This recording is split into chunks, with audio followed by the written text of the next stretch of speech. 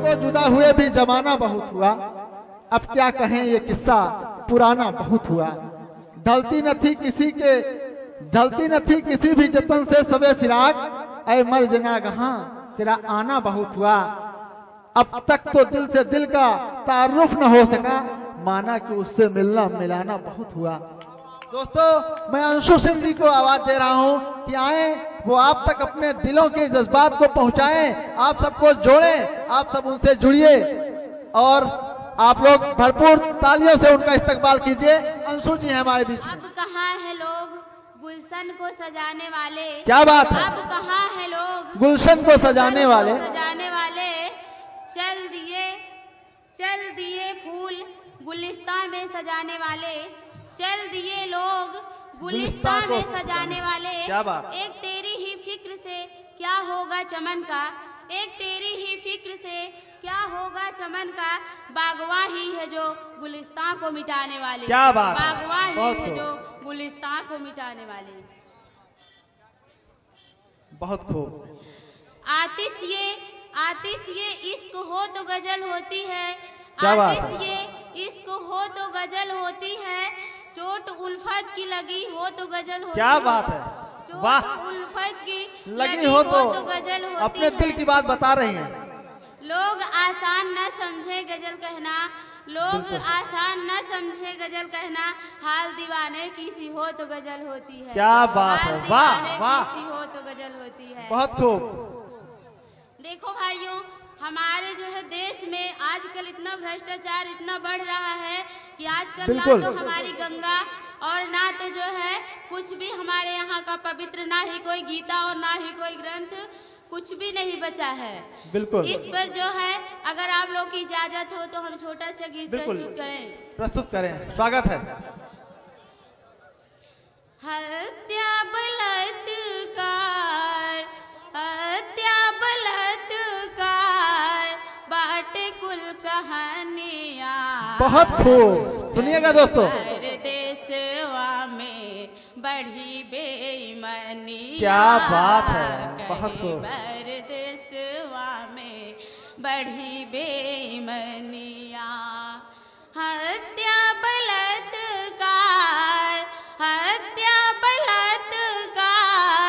बाटे कुल कहानिया, कहे बर देशवा में बढ़ी बेईमानिया, कहे बर देशवा में। बिल्कुल आपकी भाषा में सुना रहे हैं। बेईमानिया, कहे बर देशवा में गुंडन की राजबा, कहे बर देशवा में गुंडन के राजबा, गुंडन की राजबा, कहे बर बिगड़ा जो कुल का समाज बा। क्या बात है?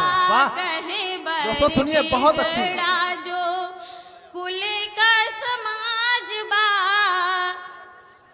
कवन जतन करी कुलू हाय रनिया। क्या बात? कहे बर देशवा में बढ़ी बेईमानिया, कहे बर देशवा में बढ़ी बेईमानिया। जागा जवान जागा, जागा किसान हो।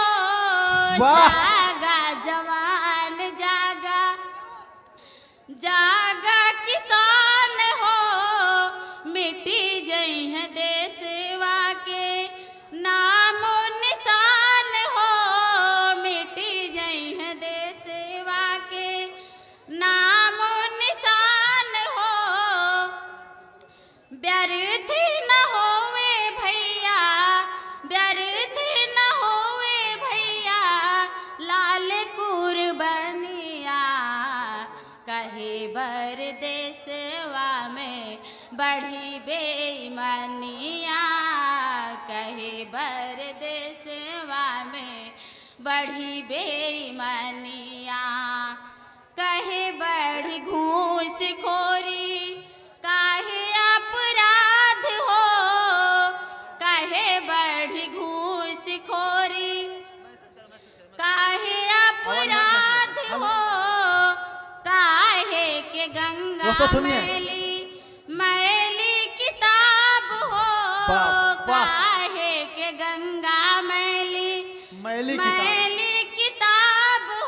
बहुत बढ़िया, बहुत सुंदर पंक्तियां पढ़ रहे हैं। कब साफ हुई है गंगा, कब साफ हुई है गंगा, जमुना के पनिया, कहे बर क्या बात देशवा में बढ़ी बेईमानिया, कहे बर देशवा में बढ़ी बेईमानिया।